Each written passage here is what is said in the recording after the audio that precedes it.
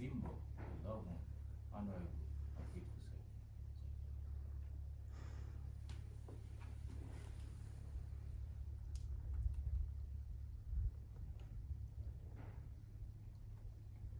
Always had a garden. I remember him working the garden at our house on Central Drive, Fairfields. With patience and care, he tilled the hard, red Georgia clay. He amended the soil, he planted the seeds. He weeded out the intruders, and he waited for the rain. And the harvest, he believed, would come. And because of his careful planning and hard work, we always had the most delicious fresh tomatoes and cucumbers and squash and watermelon all summer long. And I know I didn't appreciate that as a child, but now there's nothing better to me than a fresh summer tomato sandwich on white bread with mayonnaise. Daddy taught me to appreciate good, fresh food. When Daddy moved to the lake house to be near his dad, he cultivated an even bigger garden. He must have spent thousands of hours, Peggy probably knows, transforming that empty lot into a lush garden of fruit and flowers and vegetables. He was always so generous with his harvest. Whenever we went to the lake to visit, as we were leaving, Daddy would always grab a plastic Walmart bag or a plastic bucket and take us to the garden to pick whatever was ripe and take it home. The last time I was in the garden with Daddy was in June. My daughter Caroline had made us dinner, and we visited on the back porch. And Daddy was in treatment, and he didn't have much energy. But as we got ready to leave, he told Caroline, "I have something for you in the garden." Daddy gave her a plastic pot of oregano to take home to the city. I had no idea that would be our last home in the garden. And I remember.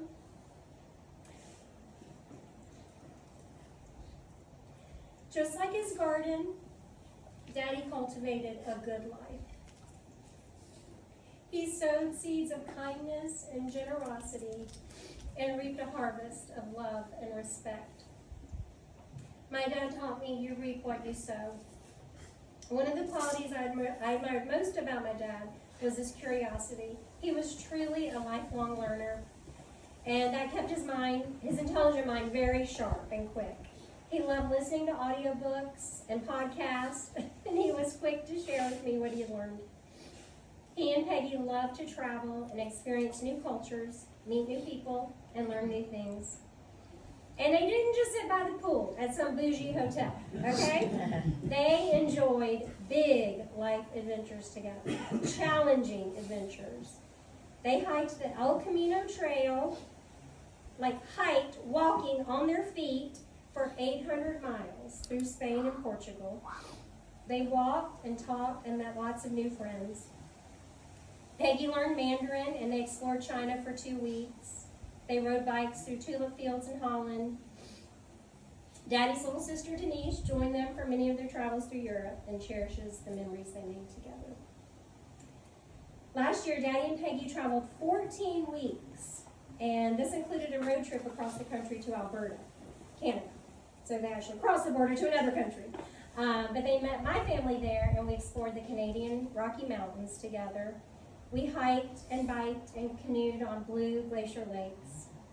And I'm so thankful that Jonathan and Maddie and Caroline made those memories with Papa John last year. About 5 years ago, we all went to Vail to celebrate my cousin Ben's wedding. On our first day there, I remember we were hiking up the mountain at 10,000 feet on this trail called the Berry Picker Trail. And Daddy had just had a knee replacement surgery. And I was thinking he probably shouldn't be hiking. He ended up passing me on the trail. I was gasping for oxygen in the thin air, but of course Daddy had made a new friend, and they were hiking and talking and having fun. My dad loved a good conversation, and he was endlessly curious about people. Last year, Caroline gave me a trip to Corfu, Greece, and Peggy and Daddy and I explored the island. We hiked mountains, and we biked, and we ate amazing Greek food, swam in the sea.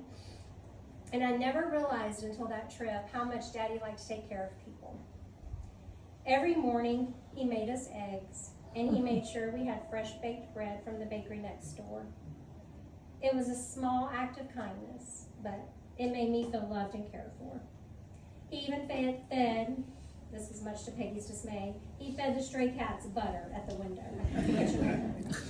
He always had a soft spot for animals, and he loved his dog Max. I had no idea that that trip to Corfu would be my last big adventure with Daddy. But the Lord knew, and he gave us that special time together. I'm sure I got my curiosity and love of travel from my dad. Daddy also loved the water. He had a sailboat, and he sailed all over the Florida Keys and the Bahamas. He lived at Lake Lanier for 40 years. And I remember spending summers as a child jumping off my granddad's dock and skiing for hours early in the morning while the lake was smooth as glass. My sister Kim could always ski so much longer than me, and I hated waiting my turn. But I remember that Daddy always kept ivory soap underneath the dock because ivory soap floats. And at the end of the day, we would just take a bath in the lake before we went home. One of Johnny's favorite places to go was Fernandina Beach. Members of the Watson family have been meeting there for a family reunion since the 1930s. And when Daddy got sick, I want to go to the beach. I want to go to the family reunion. That was their goal, and he made it. He was weak, and he couldn't take his trademark marathon one-on-one walks down the beach with cousins to dispense wisdom, but he still wore his trademark white bee hat and spent hours sitting at the pool talking with cousins. And I think Daddy knew that that was his last reunion, and he seemed to treasure the time with his family. We're in this place today because my dad served in Vietnam, and I'm so thankful for his service to our country. According to Denise, this is Denise's story, I'm telling it. A few years before my dad went to Vietnam, my granddad, Jess, heard that my dad was hanging out with the wrong crowd in the pool hall in Forsyth County. And he promptly sent him off to the Riverside Military Academy in Gainesville. I think that must have been hard for my dad. But it seemed to have the desired effect to turn a boy into a man of honor, because my dad was a man of honor. In Vietnam, my dad worked in a MASH unit in surgery. I can't imagine all the things that he saw there and all the lives that his team couldn't save. But I always wondered if all those hours he spent in his garden, all those hours he spent alone sailing, were a source of therapy and healing for him. And I hope they were. When Daddy came home from Vietnam, he went to nursing school. And he was a well-respected surgical nurse for over 40 years. Still works with some of the nurses that Daddy worked with. And I think some of them are here today. Thank you. And they always speak fondly of him.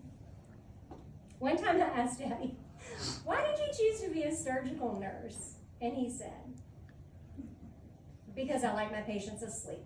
So they can't talk. Daddy had a great sense of humor, smart and dry. How can I sum up a remarkable life of 77 years in 10 minutes? I can't. I know each of you could come up here and talk about how my dad impacted your life. And I wish we had time for that. But this is military precision, and we must move on. I hope we'll keep sharing memories of my dad long after today. Daddy didn't want a memorial service. We kind of vetoed that. But I think that speaks to his humility. I think he probably hated the idea of being the center of attention and us talking about him. But we wanted to honor him today, and I'm so glad y'all came. My dad was honest, hardworking, kind, humble, and generous. He taught me that people and experiences are far more important than money and stuff. He enjoyed the simple pleasures of life, like Peggy's sourdough cinnamon rolls and hiking Sawney Mountain. He would have loved to have been outside on a day like today. Daddy wasn't perfect, none of us are, but he spent the last several years trying to mend broken relationships, and I really admire him for doing hard things. He grew to understand that the only thing that really matters is the relationships that we nurture. Okay, here come the waterworks. I want to close by saying thank you to Peggy for loving and caring for my dad so well. For the last 34 years, he would want you to keep taking grand adventures. To Wayne and Denise, you've known and loved your big brother longer than anybody here. And I'm so sorry you had to say goodbye to him for now. And to my sister Kim, we shared a sweet daddy. And I wish I could take away your pain. And to Daddy, I hope you're listening, and I hope you're mad that we're having a service. I want to say thank you for showing me how to cultivate a good life. Thank you for passing on to me your love of the outdoors, the love of learning, and your love of travel. And most of all, thank you for showing me how to treat people with love and respect, and kindness and generosity. I love you, and I miss you. Right. So we probably didn't hit it off at that point. It was a little bit cold. But after that, Jan and I went off to college, and we both finished our degrees. And by that time, Johnny had decided, I guess this guy's an okay man for my daughter to be with. He's not horrible, he hasn't been to jail, so I'll give him a chance. So he gave me a chance. And our relationship softened dramatically. What I noticed about Johnny is he lived life in a very intentional way. He always enjoyed talking about current topics, what was going on in the world. He wanted to know what you thought about things. Why did you believe the world worked the way you saw it working? He was always asking questions. And he was actually before his time.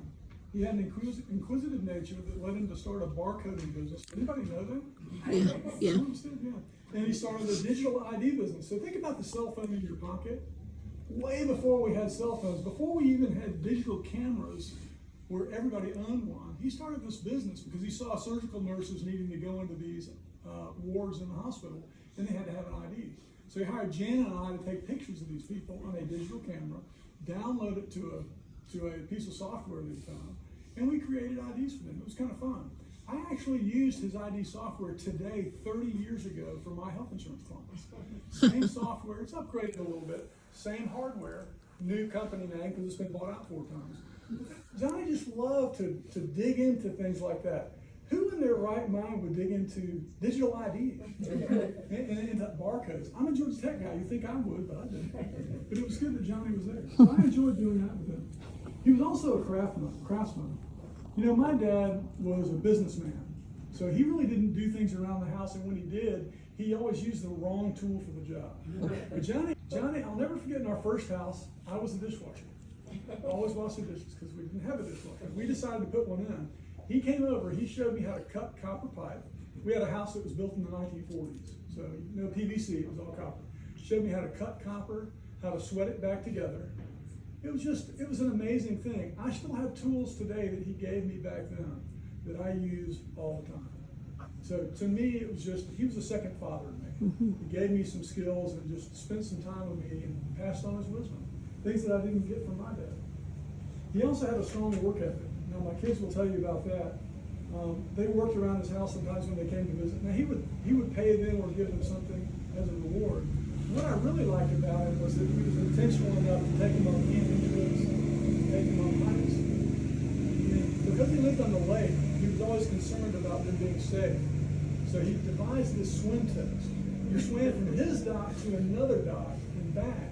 If you could do that, you were a strong enough swimmer to not have to have a life vest on all the time when you were at the lake. So I remember Jonathan and Caroline struggling mightily to get that done. Now you can see Jonathan, he's 6'5". He didn't really have a tough time. My daughter did. She was not going to give up because she did not want to disappoint her grandfather. And she did a great job. And that was a great lesson that he taught them, was how to persevere even in times that are tough. Because I think Caroline first looked at it and said, I can't make it. But he gave her the confidence. So that was great. I'm kind of skipping ahead, guys. So, yeah, sorry. And then I'd like to sum up his life by saying he truly gave himself away. And Jan already talked about how many times he took walks on the beach at Fernandina with a grandchild, a nephew, a niece, or a cousin. He listened intently to their stories, asked questions about their life, and just wanted to know details. What's going on today? What are your plans for tomorrow? He cared deeply for those that he loved, and he always left a little piece of himself every time after he met you. It might have been kind words, wisdom, or maybe just a discerning, listening ear, but he truly made you feel loved and cared for in a personal way that rarely exists anymore. Peggy can tell you Johnny was special. I'm grateful to have known him and loved him. There'll never be another man like him.